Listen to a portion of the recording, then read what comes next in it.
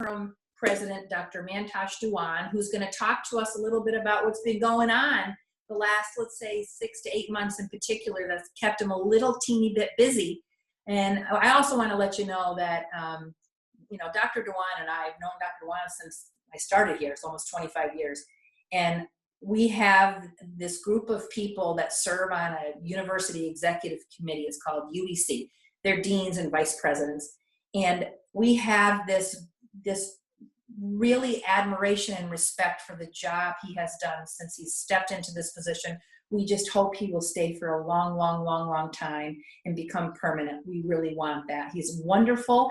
His commitment to this university is awesome. His commitment to this community is awesome. And so it is my privilege to introduce the interim president of Upstate Medical University, Dr. Dewan. And I believe he's here, right? There he is. Thank you so much, Eileen. This has been a good home, and I am really, really proud to be a member of this university. As I'm going to try and run through my remarks because we have a special presentation that I'm looking forward to. I see Dr. Ron, but 2020 has been a terrible, terrible year for all of us. But I have to tell you that the pandemic has brought out the very best at Upstate. I cannot be more proud of the 10,000 people who work here, who stepped up, who really have become the leaders and have led us in service of the community in every way you can imagine. So I'm really grateful to be a member of that team. I also wanted to thank you all up front. You have been our strongest supporters, including when times were not so good. I know that you supported us and grimaced every time we hit the newspapers with some negative headline. And then you grimaced when it came a week later with another negative headline. And all of you stuck with us.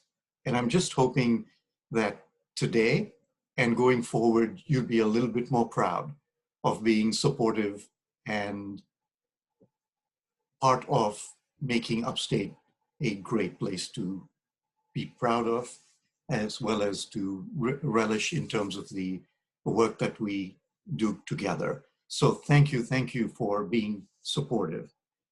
The pandemic has also made very clear the value of what you support. It's not just a hospital, it's not just a program. It's basically very important to kind of see that we are an academic medical center. We provide great care. We provide education to the community with hard science. And it's amazing the richness of experts that we had that we could share with the community. And certainly some of our research that is now being used in the community in terms of the testing. So thank you for your support. Thank you for recognizing that we are worth supporting. And I'm hoping we can make you proud and appreciate your support. I'm going to run through the past year in a sort of atypical way. I'm just going to talk to you about all the things that were the first in this year, right? And so, all right. We started the year with Mayor Walsh giving his State of the City at Upstate for the very first time. No mayor has ever come to Upstate to present. And we thought that was a very good omen. And I think it has proven to be a very good omen. Governor Cuomo gave his daily address twice from Upstate. Best we know, it was the only medical center that he actually went to. So that was a big win. Chancellor Malatras, the new Chancellor of SUNY, came here on the second day of his job and came back the following week. Again, it was remarkable to see him here and very supportive.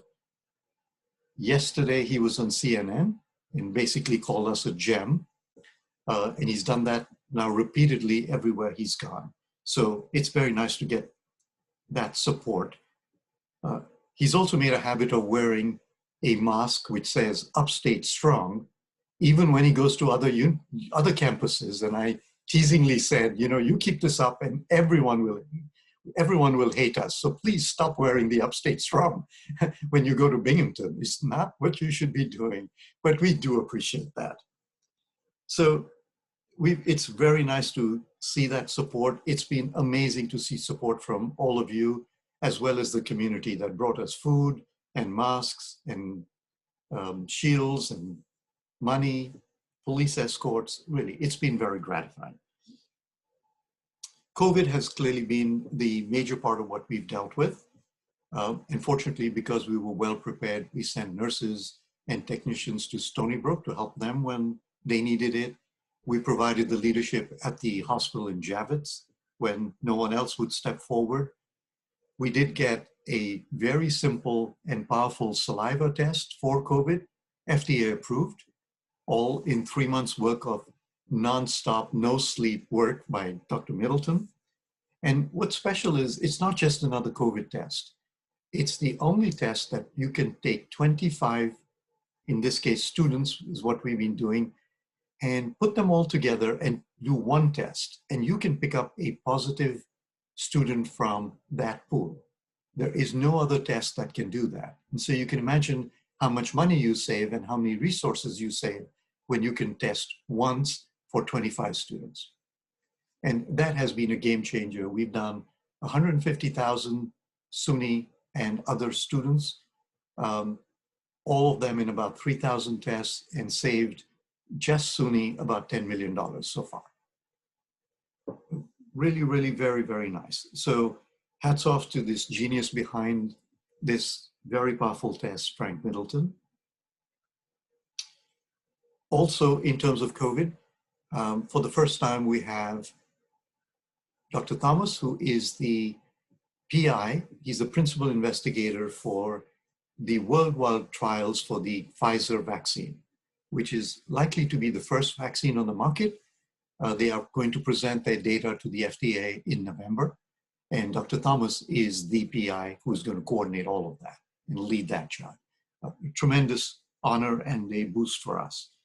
And then very exciting treatments, because vaccines will prevent COVID, but we need to treat it if you did get it. And there are 3 antibody trials that are going on at Upstate right now. I think 1 was paused because they had side effects, but 2 are doing rather well. So again, very optimistic that we will have a vaccine next year as well as a treatment. And all of this led to our first formal commendation by the SUNY Board of Trustees. We've never had one of those, where they thanked us for the enormous work in the COVID area, both the testing, keeping many of the SUNY campuses open by the extensive testing we've done. So very encouraging. We've also been doing research in other areas. It's not all COVID.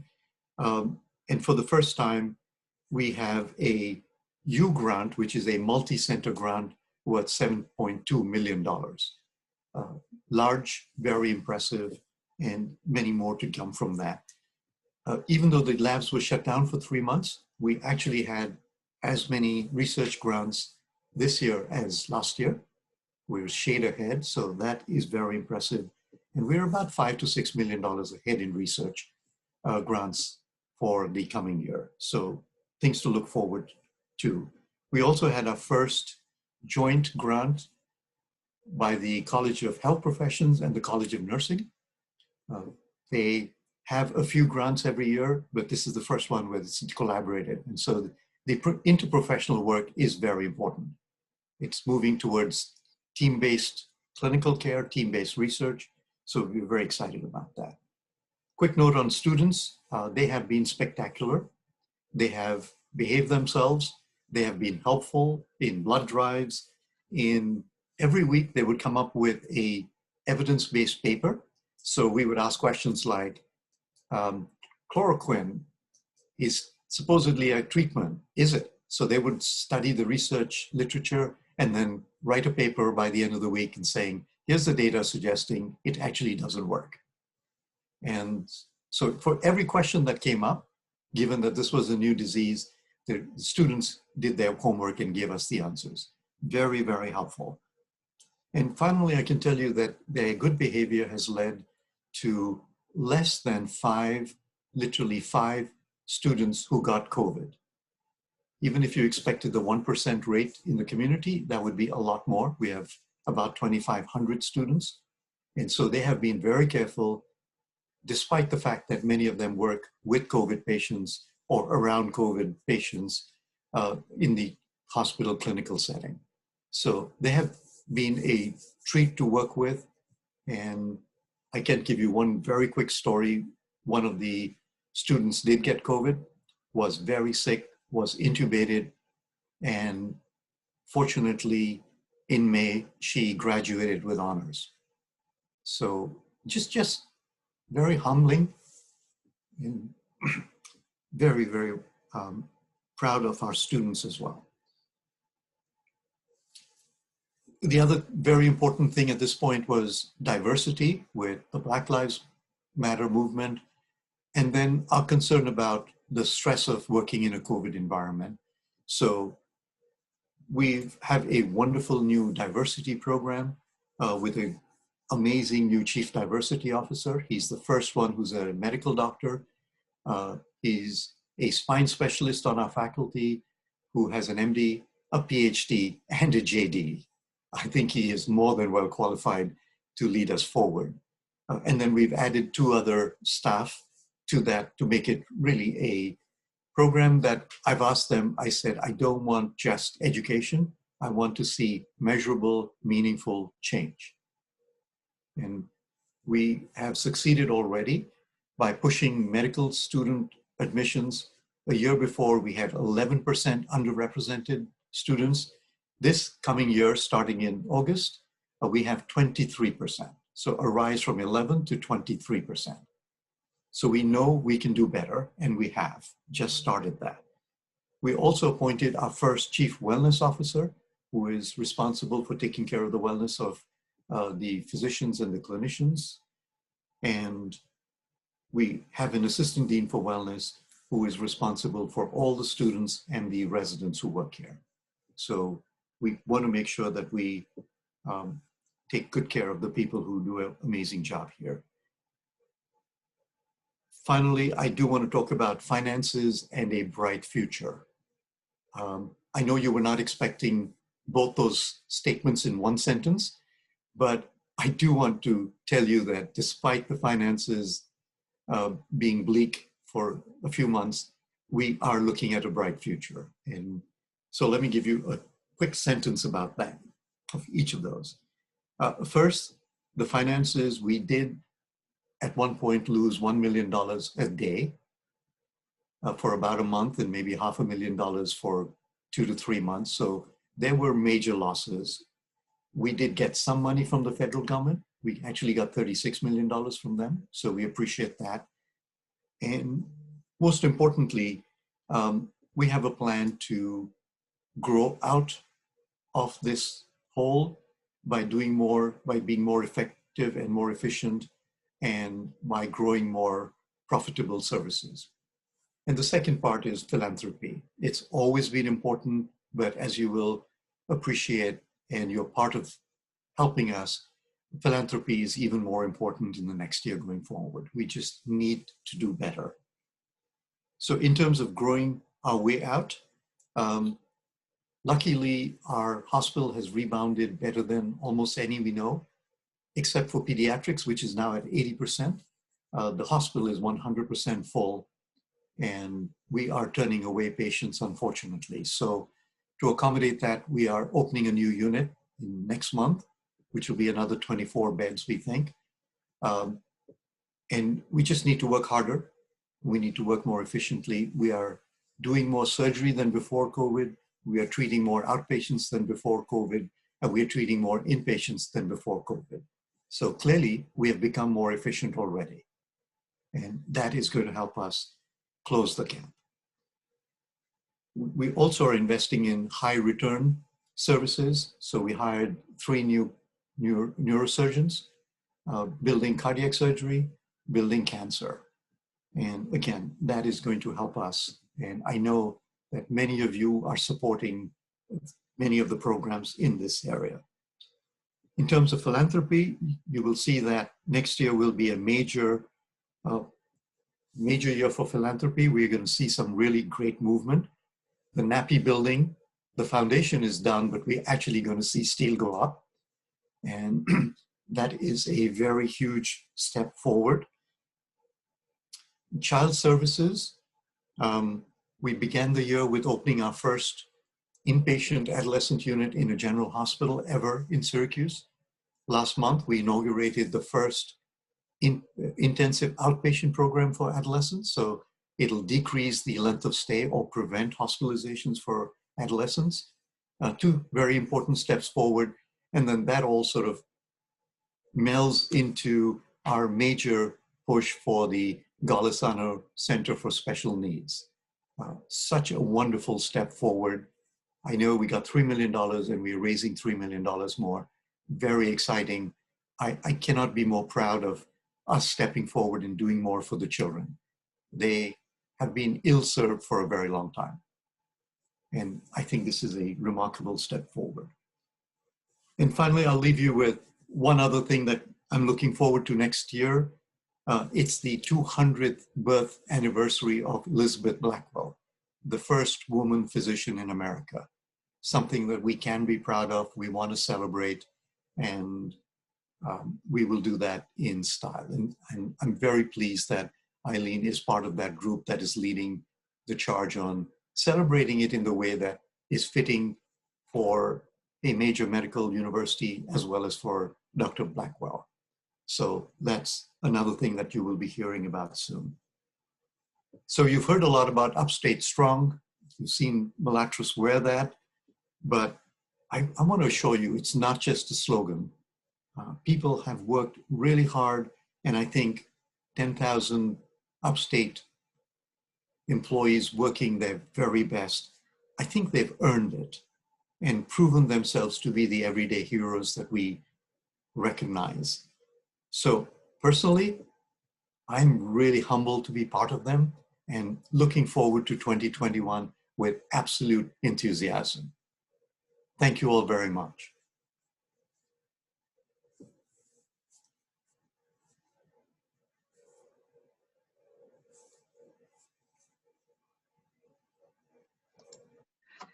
Well, thank you very much, Dr. Dewan. That is, especially as a new staff member, that is very encouraging, your message on all levels. So thank you. Next, we'd really like to continue on the philanthropy side of what you mentioned, and the fact that we have new members. Actually, it's changed from the slide. We actually have 5 new members to the Legacy Society, which is pretty exciting. Dr. Mantosh Dewan, thank you so much. Mr. Gregory Davis, Ms. Mary Jo Denuzzo, Dr. Phil Capozzi, and last to our list, just most recently, is Mr. Dennis Hayes. So that actually brings us up now to 70 Legacy members to our society, and we are incredibly grateful for all that each of you demonstrate. And thank you, Eileen, for introducing me. I am honored to be part of Upstate Foundation and the Upstate family. It is, it's really a privilege, truly a privilege. And I get to see more of you as we go forward, so I look forward to that. But with no further ado, and I'm honored to introduce our featured speaker today. So we are going to give you a little overview, and believe me, this is condensed because we could, I could share a lot more. I'm honored to introduce to you today Dr. Henry Rohn, who received his PhD in psychology with an emphasis in applied behavior analysis from Louisiana State University. He completed a pre-doctoral internship at the Kennedy Krieger Institute and Johns Hopkins University School of Medicine. Dr. Rohn has held previous clinical and faculty positions at the Marcus Institute, Emory University School of Medicine, and the Monroe Meyer Institute, University of Nebraska Medical Center. At present, Dr. Rohn is the Gregory S. Liptic MD Professor of Child Development in the Department of Pediatrics here at Upstate Medical. And in this capacity, Dr. Rohn serves as the chief of the Division of Development, Behavior, and Genetics, where he directs medical and behavioral analysis clinics that provide treatment services for children affected by autism and related disorders. Dr. Rohn is also the chair of Behavior Analysis Studies Program at the College of Health Professions here at Upstate.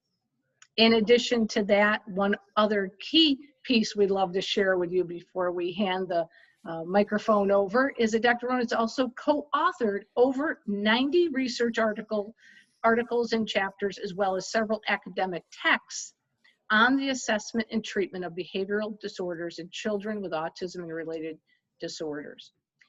We are absolutely thrilled to have you, Dr. Rohn, and everyone join me as we welcome him to the speaker. Thank you.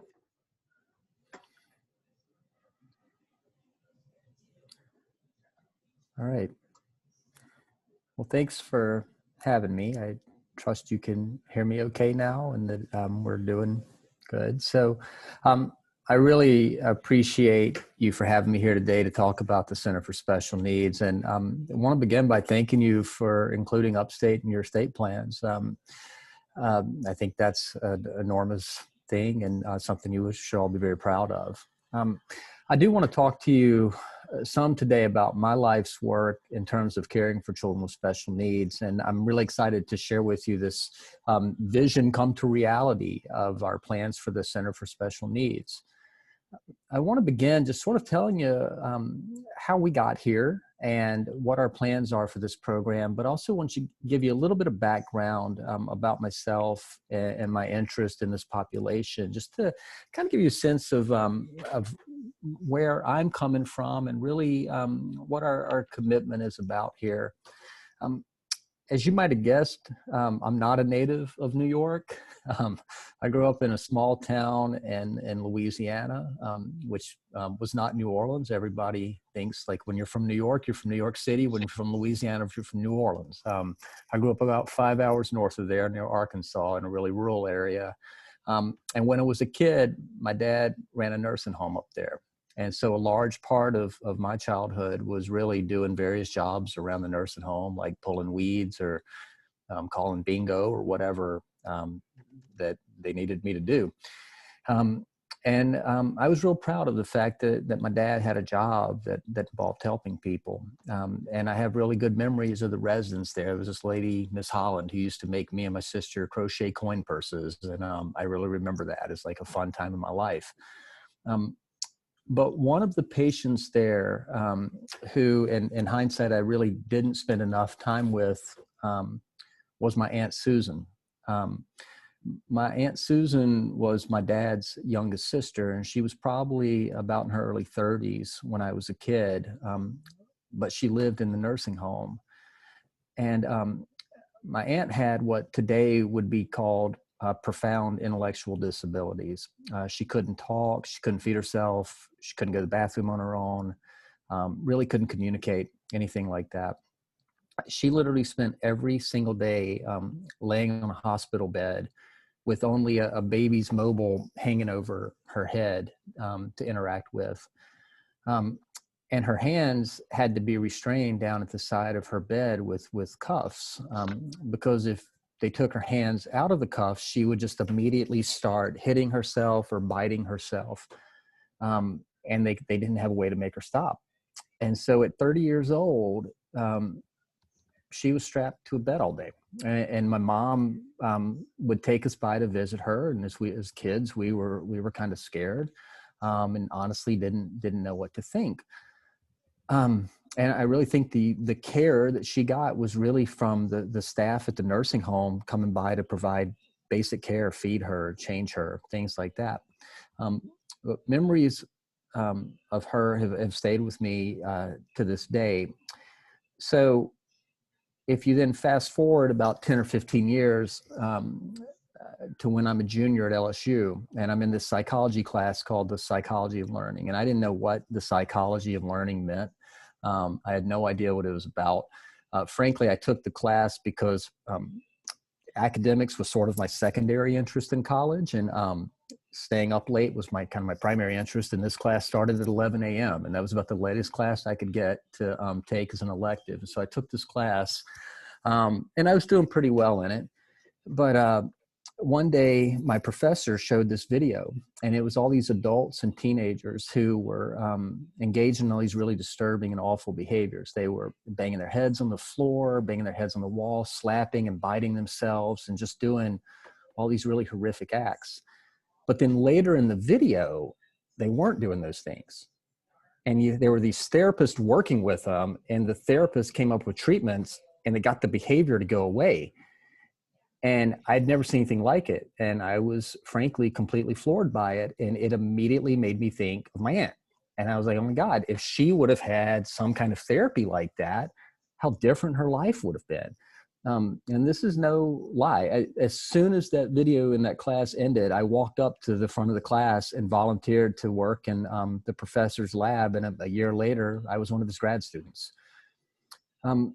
I tell you that story not because you're particularly interested in what I was like growing up, but more because I want to underscore my commitment, and similarly the commitment of our other providers to the children and family who are served by the Golisano Center for Special Needs.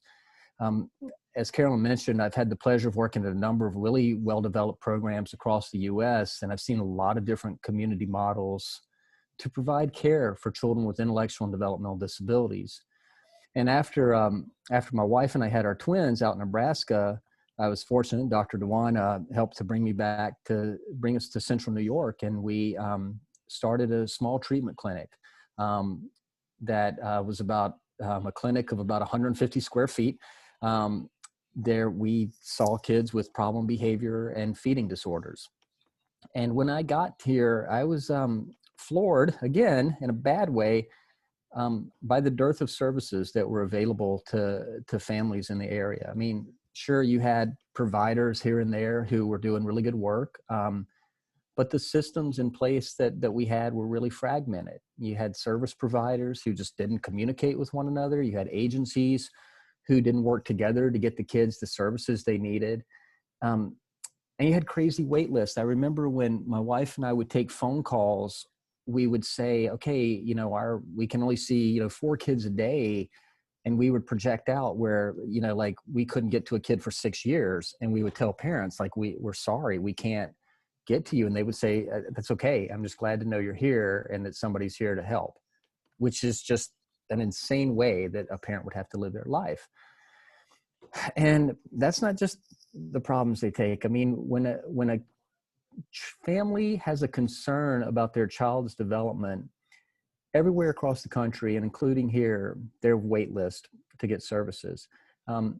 About this time a year ago, our average wait time to receive a developmental evaluation was 22 months. So just imagine you have a baby and you've noticed that they're not talking like some of their peers, or maybe they're not as engaged with making eye contact with you as some of their peers. And somebody says, okay, well, we can get you in, but it'll be almost 2 years. So you're supposed to wait for 2 years. But that's not all. When these families get diagnosed, there's a further wait list for treatment. So just imagine saying, okay, your child has a diagnosis of service, and here's some people who can help you, but they're not available for 2.5 years. What do you do? And that's just not okay. And so that had been weighing on my mind and the mind of some others in this community for a while, and to figure out how we could address this. And about 2015 or so, we undertook a series of community focus groups to really try to identify what would ideal service provision look like from the perspectives of families of children with intellectual and developmental disabilities. And the number one thing that the families wanted to have was a one-stop shop. They wanted to have a place where all of their healthcare providers would be co-located. So the place where if they got their initial diagnosis and saw a developmental pediatrician, there would also be people providing behavioral therapy, or people providing ongoing social work services or speech therapy for their kids.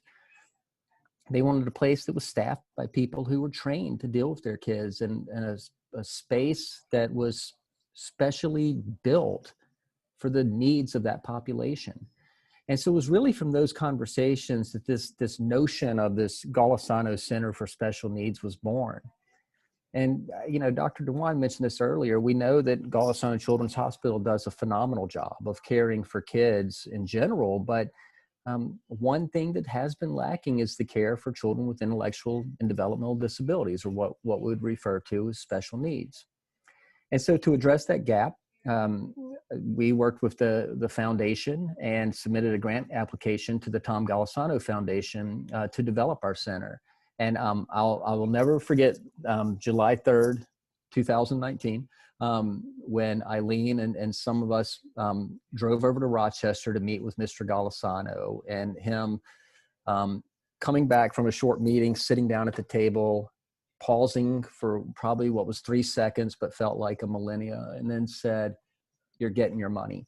And I remember saying to him, you're going to help so many families. This is going to enable so many families to get care. That donation helped us jumpstart what we're doing today. Construction of a purpose-built space at the Madison Irving building near Upstate's main campus, and hiring an initial group of faculty to help us expand services and decrease wait time. So right off the bat, we're able to do that. Construction's underway, and we plan on moving into that new space in January. But obviously there's a lot more that needs to be done. And without philanthropy, Golisano Children's Hospital and Golisano Children for Special Needs wouldn't be able to provide some of the family-friendly amenities that your generosity helps support. This support's extremely important as we go forward with the Center for Special Needs. The purpose of this center is really to decrease wait times and to increase the number of kids that we can help. So by decreasing wait times, we get kids in sooner, we get them into treatment sooner, we don't have kids waiting on wait lists, and we're able to bring healthcare providers together around the child. So rather than the family having to drive to this place and that place, everybody's in one spot. And that's what we're really focused on. Our goals are really simple with this project. You want to drive down wait times, you want to facilitate access to care, and you want to develop new lines of family-focused treatments that provide better care to families that are easier for them to get. Our model is really building toward this notion of a one-stop shop. Our center has worked to bring together under one umbrella some previously disparate programs that are part of Upstate. And so we've brought together our diagnostic program, our developmental pediatrics clinic, and our behavioral treatment clinic, such that we're in January going to have a center that will consist of specialties in developmental pediatrics, nursing, psychology, behavior analysis, social work, speech therapy, occupational therapy, physical therapy, and so on. So all of those people will be in one space to provide care for these kids. I don't think that sort of program has existed before in Central New York, and I believe it will be a one-of-a-kind program in New York State. In terms of the services we provide, we do a lot of community-based services already, and we'll continue to grow those, especially in the areas of adaptive design and inclusive fitness. And these programs really serve to promote understanding of disabilities, but also to give families an avenue to enjoy activities that they might not otherwise be able to enjoy. We're developing new programs in conjunction with our colleagues in the physical therapy department to really foster early motor learning and sensory development so that we can get better at identifying and diagnosing children who are at risk for autism, as well as promoting new forms of treatment and early intervention as quickly as diagnosed. We're continuing to enhance our partnerships and our collaborations with agencies like ARISE, the ARC of Onondaga County, and many local universities that we have articulation agreements with for our master's program. We've developed a first-of-its-kind triage system involving social work services and family navigators. And what that's for is when a child is diagnosed, there's just a number of services that they have to get related to educational, respite care, and a number of other systems that's very difficult to navigate. We now can have a child enter our system at diagnosis, connect them with a social worker, and have that person guide them through the system to make sure they're getting up and hooked up with services like the Office for Persons with Developmental Disabilities. One of the biggest advancements that we'll be doing in the coming years to address this critical unmet need of children who have developmental disabilities like autism, but who also have comorbid psychiatric conditions like a mood disorder. And this is going to be an inpatient program that, when it comes online, will be the 8th such program in the United States. And we're continuing to promote research to look at variables that make treatments less likely to fall apart when a kid goes back into home. And so we're really focused on making sure that the hard work our clinicians put in and the hard work our families put in continues to work when the kid goes back into their home or into their school. Finally, we're really focused on helping grow the workforce. You know, when I got here, there were a handful of behaviorally trained providers in Central New York. And so we created a master's program. And the master's program trains the next generation of people. And so we have now a training program where people can further their education, work in our interdisciplinary setting and learn the value of that, and then go work in the local community. And so we're populating that community with people who really have the technical expertise to provide state-of-the-art care. So this is all super exciting to me. Sometimes I talk about it and it still feels like it's some kind of a fantasy world for me. But it's just incredible to be part of this growth at Upstate, and personally makes me very, very proud and very humbled. I want to take the final few minutes to just kind of circle back to the importance of legacy giving from my perspective. At present, my wife and I are putting the final touches on our legacy gift to Upstate with our attorney. And for my foundation friends who are here, you'll be happy to know that I spoke to my attorney yesterday. I really view this as something that's important to me and my family. And I take a lot of pride in the fact that I feel like I was involved in creating some programs here that are going to be around longer than I am. You know, these are programs that have provided care to kids who wouldn't have gotten it otherwise. It's provided a model of care that didn't exist 10 years ago. And they're programs that have given jobs and educational opportunities to people that they wouldn't have otherwise gotten. And so I view that as a form of a legacy. But I do want to harken back to the story I told you earlier about my aunt, because, you know, I said my aunt was profoundly impaired. And as a child in the 1940s and 1950s, there was nowhere for her to go to get care, especially in rural North Louisiana. Consequently, my grandmother started a program for children like my aunt. Now, my grandmother passed away before I was born, but part of her legacy that I really remember was that the program she started was renamed the Margaret Rowan Center after her. And when I was a kid, I remember seeing school buses with Margaret Rowan Center written on the side of them and feeling proud that was part of my family and part of my heritage. That name that was helping people. And that's how I want my children to feel. I think, you know, creating a legacy, whether it's through program development or philanthropy or volunteering or whatever you do, is how our generation inspires future generations. And I think that's really the greatest legacy that any of us can leave behind.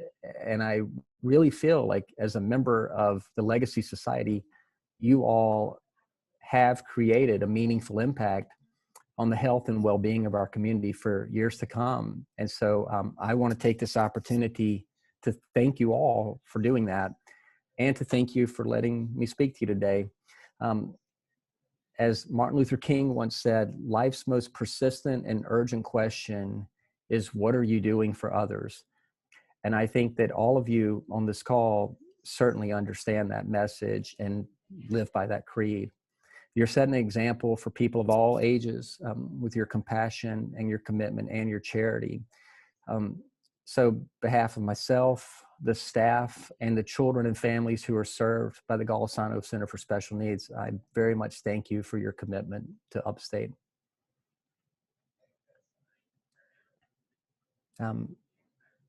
At this point, I believe that I'm going to introduce the next speaker. Iris Bukowski.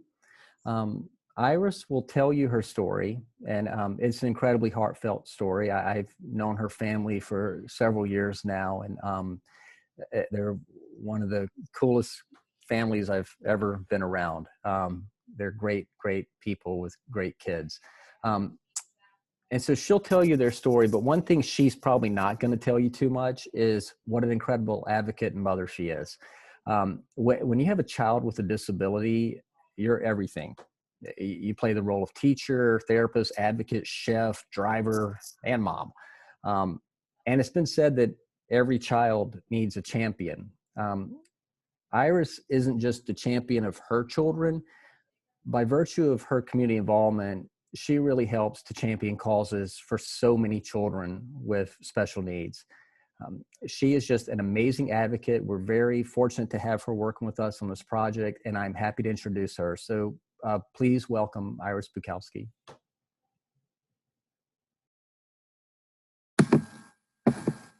Thank you, Dr. Rohn, for that introduction. First of all, thank you to the foundation, and thank you to you for inviting me here to speak today and tell you about my story. I love this slide that says grateful patient, because that's really truly an understatement, of what my family experienced having the experience of working with Dr. Rohn and his team. To comment on, or just to add to Dr. Rohn and Dr. Dewan's message here of how important philanthropy is, I've been a financial professional in Central New York for 18 years, and it's truly remarkable what all of you on this call have already committed to do, in the fact that you're here and you're interested in the exciting projects going forward in the Center of Excellence, the Upstate Medical University is really a testament to the Center of Excellence that it is. So my story is kind of interesting.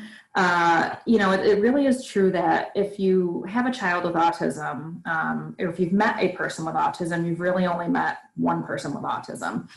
Children, I think, aside from having developmental disabilities, all present in different ways. And when you throw the layer of autism on top of it, it becomes a dynamic family experience. So my daughter is 15 years old. She'll be 16 next month, and she is acutely aware that she is going to be able to get a learner's permit, which is giving me so much anxiety. It's absolutely ridiculous. But my daughter, Elizabeth, is the oldest of my three kids. Our family has grown up in Central New York all of our lives. And she was diagnosed with autism when she was 3.5.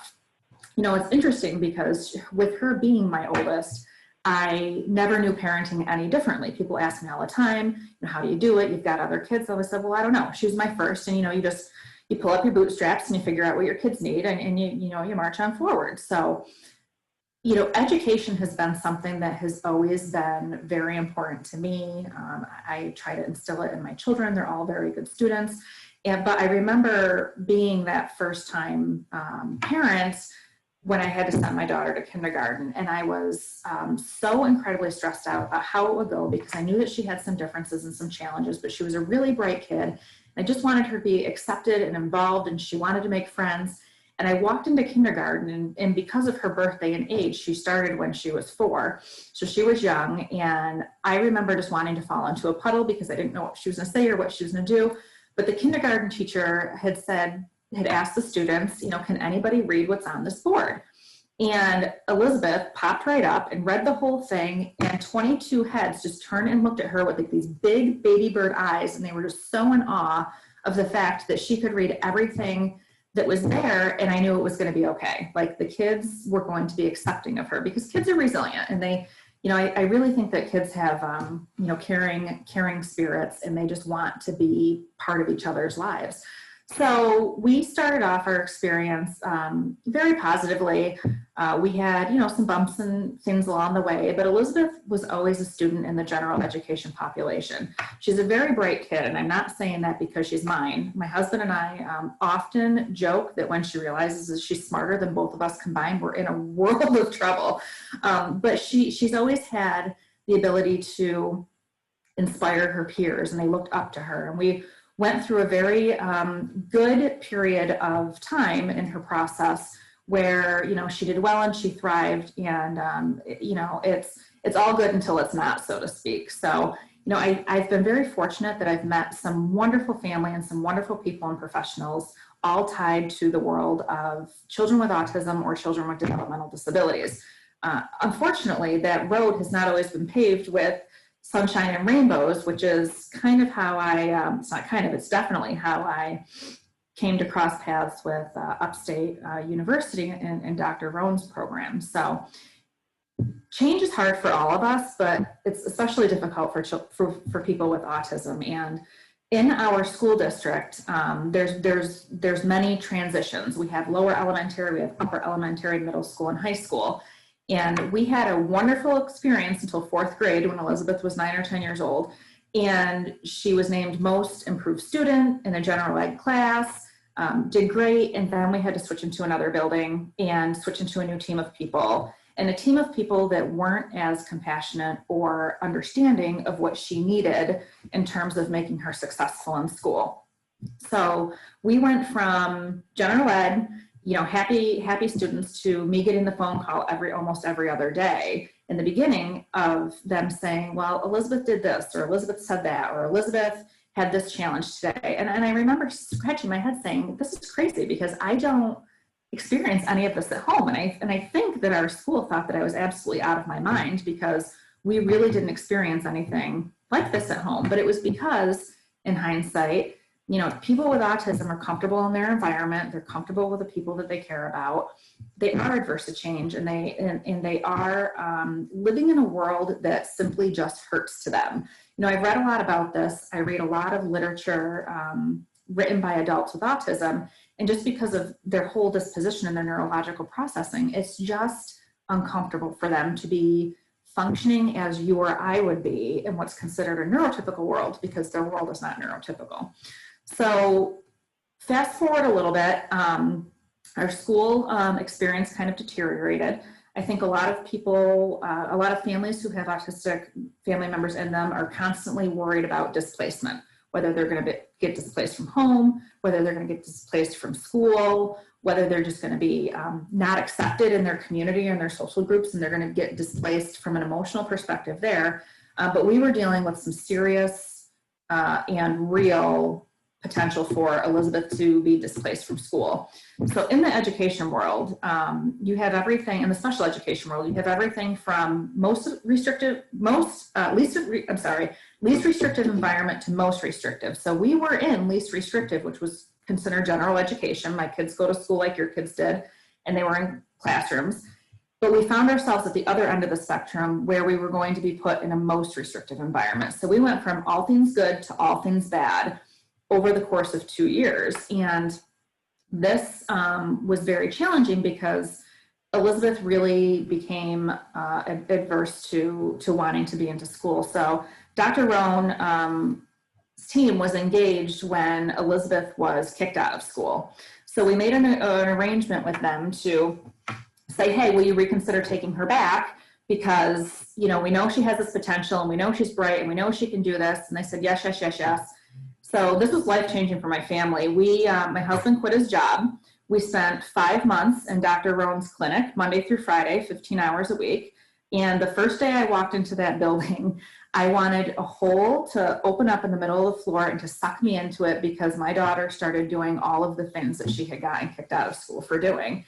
And as a parent, it's embarrassing, and your heart just breaks, because you don't know what to do to help your child get back to where they wanted to be. So the experience, I can't tell you what the experience did for us. You know, Elizabeth eventually was able to really straighten everything around, but it was because of Dr. Roan's team and the tools that they gave her that allowed her to eradicate some of these severe behaviors that she was experiencing. You know, I really think that behavior is just a form of communication. And when you can't communicate, you're going to do anything you can to get yourself out of an undesirable situation. And that's what was happening in school. And we needed to fix that so she could become part of that community again. It took a lot of work. It took a lot of tears. It took a lot of tenacity. By the grace of God, we had some change in school personnel in the district that we live in, because we actually did have to withdraw Elizabeth from school. At that time, the district was not willing to we weren't willing to come to terms on what her educational experience looked like. So we had no choice. We had to withdraw her from school and homeschool her. So in addition to everything else I do, we now added teachers to our resume, which was absolutely not at all what we wanted for her. Our goal was always to get her to go back to school. So the end of the story is that I'm very excited to say that Elizabeth is a junior in high school now. After 3.5 years of homeschooling, she was fully matriculated in our district as a junior in high school, and she's back in the general education program. So it's very rare that I get to say that we were in the most restrictive environment and we went back to the least restrictive environment. But it really is a testament to what Dr. Rohn and his team was able to do. And, you know, it's amazing that so many of you have really committed to giving a gift in perpetuity to this program. But like Dr. Rohn said, these wait lists are long and services are needed. And I really think that there's going to be a time when we're going to find that we live in a world where more of us are different than we are necessarily alike.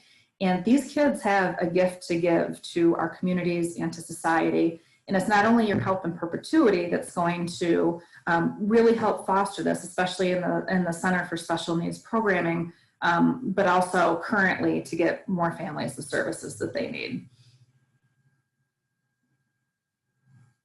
So thank you for having me. I probably went over my time. I'm trying to watch the clock and make sure that we're all out of here on time. But it was a pleasure to be here today and to see so many friendly faces and get to tell you a little bit about us. Thank you, Iris. And you didn't take too much time at all. It was perfect. And how nice of you to share your story with us. Really, we very much appreciate it.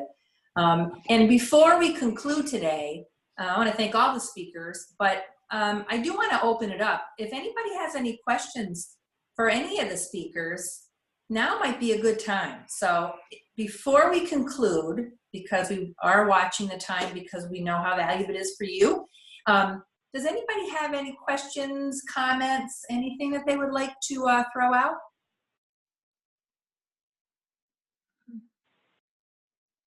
Everybody's on mute, so if you have something to say, just unmute it.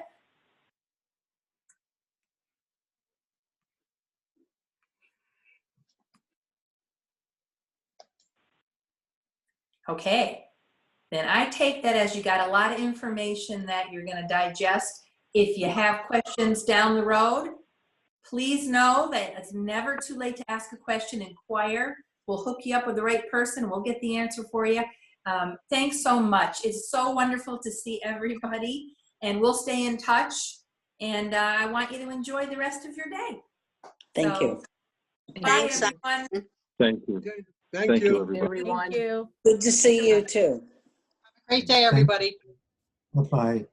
good. Bye. Thank you. Bye. Bye. Come on, move. Bye. Okay. No, you're Hi, not- Mary Pat. okay. Good to say hi. Hi there. Sorry, Hi. I was late doing a little Oasis business, running a class. But, Go figure. Go figure. yeah, right. Surprise, surprise, right? No. Good to see you all. So, And Carolyn, I'm looking forward to spending some time with you in a week or so. I think we're going to get together.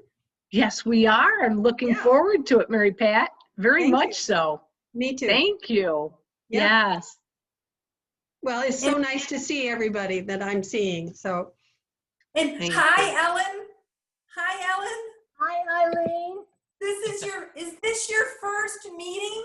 Yes, because I'm not usually up north to go to them. I know. I'm so glad when I saw you. I was so happy to see you. Thanks. I hope it was okay and it met your expectations. We're so happy to have you with us. I'm so impressed with all that you are doing there. Really Oh. impressed. Yes.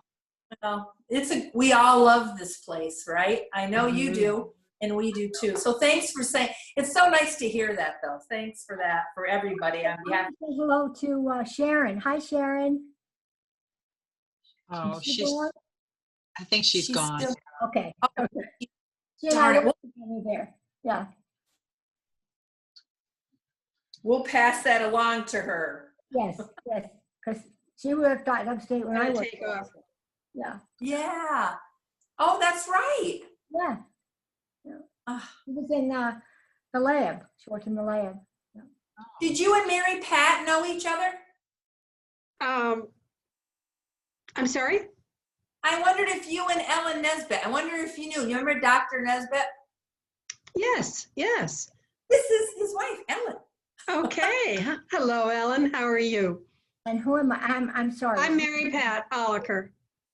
I Oh, was there forever. I'm not looking at you, but yes, I do remember. Yes, yes, Mary Pat. Thank you. Nice to see you. Nice to see you. Mary Pat ran the whole HR department for how many years, Mary Pat? 30. Yeah, Very- yeah. Wow. So that's why. Way too long. No, Way too long. I knew you would know Dr. Nesbitt. I knew you would know that. That's why I brought it up. I do. I know the name indeed. And Yeah. there's a doctor. Hi, Mike. How are you? Mike How are Redner. you? I'm Okay, good. doing Good. well. Me It too. was a terrific program. Yeah. Thank you. Good. What I saw looked great. It was terrific. Okay. Well, you have to be real happy with what's happening too in the pediatric realm, right, Mike? Oh, yes, absolutely. And of course, I think this Center for Special Needs just the cherry on top. Yeah. Terrific. Yeah. I'm going to take off. Take care, everybody. See you Bye, soon. Mary. Thank Bye. you. Bye. Bye. Bye-bye. Bye, Bye.